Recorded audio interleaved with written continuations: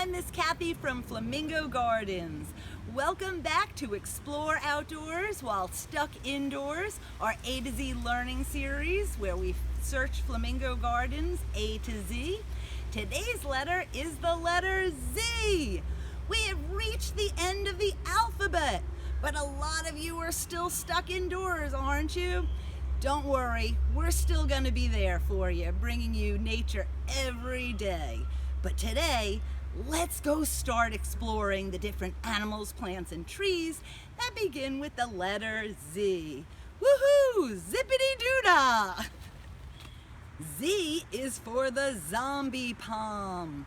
The zombie palm is a smaller palm, and it has beautiful fan-shaped leaves. It also bears a pear-shaped fruit and flowers that attract the bees. But you don't want to touch this palm because look at those spikes. They're really sharp. And some cultures use the spikes for voodoo dolls. Look how sharp that is. Ow, that kind of hurts. Z is for the zebra longwing butterfly. You might see some fluttering behind me. The zebra longwing has long, narrow wings and black and pale yellow stripes. They are attracted to the corky stem passion flower, which is their host plant. And that is wrapped around the strangler fig that's behind me, which is attracting the zebra longwings.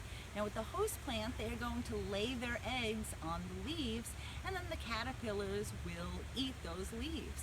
The passion flower leaves are poisonous, so when the caterpillar eats them, they become toxic to any predators that might try to get them. The zebra longwing is also our Florida state butterfly. Also, another interesting thing is many butterflies don't live very long, but the zebra longwings can live several months. Let's go check out another pollinator. Now, this pollinator does not begin with the letter Z, but the sound that they make ends with the letter Z. Buzz. Hi, I'm Charles. I'm a volunteer at Flamingo Gardens, and my job here is to take care of the bees. So bees are really good for us to have here at Flamingo Gardens. For Flamingo Gardens, they're wonderful because of all the trees that we have here. The bees naturally go and pollinate all the trees, which helps the fruit to grow, which helps the trees to be strong and healthy. And then for the bees, it's a tremendous source of food for them. So it gives them a lot of food to eat, which helps them bring that food back to their hive and make their hive stronger, and helps them feed their babies and helps make sure that they're safe and they're strong for years to come. So here's an example of what the bees will do in their hive, and this is something that's called a frame, and this I just took out of the hive that's over here where the top is off. And what this is when the bees go out in the trees and gather the pollen, they come back to the hive and they make food in the hive, and they make that so that they can feed the rest of the hives, that they can feed all the babies that live there, and that they can take care of the queen bee. And so here on this frame we can see these areas right here are where the bees are actually putting honey. And right up here where it's a little bit darker, those are the parts where the bees are finished putting honey in those areas, and they put a cap on the top of it to keep it in there. Have you ever been stung by a bee? Because I sure have, and that's part of the reason I wear this protective suit and carry this smoker can. So what this does is this protects me from getting stung by the bees, and the smoker can protects the bees actually because it puts them to sleep. It makes them sleepy when we spray them with smoke. And a lot of times when bees have come after me, or maybe if you've been stung before, it's only because the bee is very scared. Because in our case, we're opening up his house, and sometimes it can startle the bee, it can make them frightened, and a lot of times they want to protect their family and they want to protect their house. So we don't mean to do the bee any harm, so we just have to remind the bee to relax a little bit with the smoke. And I have to make sure that I put on my suit to make sure that I protect myself from any bee stings too. So the smoke in the smoke can that we use, what it does, as I said before, is it makes the bees a little bit sleepy. And how that does that is if you've ever been stung by a bee, or maybe sometimes more than one bee, It's because bees will get a warning, or they'll feel threatened again if you go into their house, and the first bee will react. And when he reacts, maybe to come to you to see who you are, to push you away, he sends a chemical reaction to all the other bees in the hive. And what the smoke does is the smoke works between the bees, and it interrupts their chemical reaction with each other, so that if one bee feels threatened or alarmed, he doesn't send the alarm to all the other bees and create a bigger problem. So this is what the inside of the box looks like, where the bees live.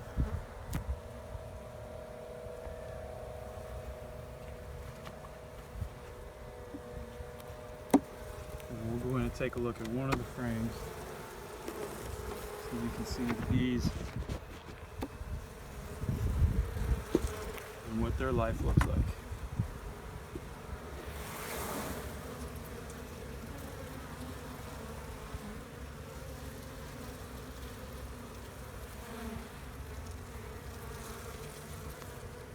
You can see the bees that have their faces, their heads down in the little cells, in the little openings.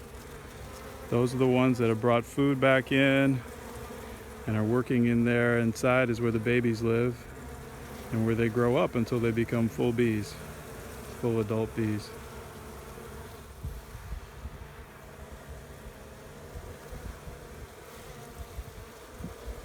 And this is the life of the bees every day.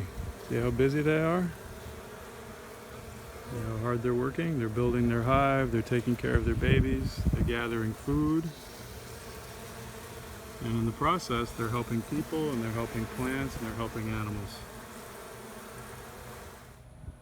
So, bees are actually our friends, and they are extremely important not only to the whole natural world around us, but to us as people too.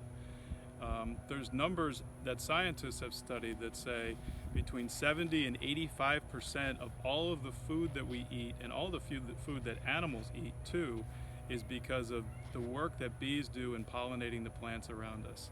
It has a positive reaction for all living animals, including people.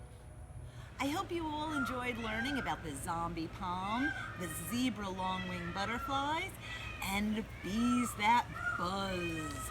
They were pretty cool, weren't they? And they are so important to us. Now it's time for Crafts with Cats, starring Oreo and Grey Ghost. But instead of having a craft with our letter Z today, since we are at the end of the alphabet and the end of the series, our craft is going to be the beginning of the new series, or something you could use at the beginning of the new series. And they are binoculars. What you're going to need is some empty toilet paper rolls, crayons or colored paper, scissors, glue, some string, and that's it. And what you're going to do is you're going to either color, you're going to need 2 toilet paper rolls, you're going to color them in, or you can use paper. And you can use a different color paper, cut it to the size of the toilet paper roll, and then wrap it around, and then glue it so that it sticks there.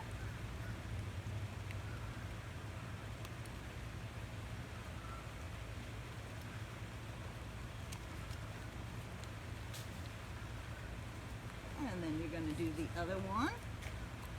Now you could decorate your binoculars however you would like them. You could put stickers on them. You can color them with crayon. You can put your initials on them or your name. Anything that will make them special to you. Then after you have your binoculars wrapped, you're going to glue them together. Now, if you have a paper clip at home, the best thing to do is probably paper clip them together while you're waiting for the glue to dry, because it can take a few minutes for the glue to dry. So you could just paper clip them in the middle. Then the last thing you're going to do is you are going to ask your parent or adult that's with you to put a little hole on the sides of them. You could just take a hole puncher or a pair of scissors, but have an adult do it so that you don't get hurt. We'll put one on this side.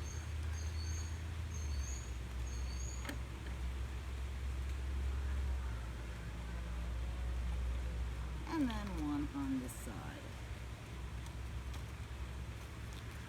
Let's make sure that goes all the way through. Then you're going to cut a piece of string or yarn. Cut it so that it feels comfortable around your neck and hangs down to where you'd like your binoculars to hang down. So you're going to put one end of the thread through the little hole, tie a knot on the inside, and then take the other side one, put it in the other side,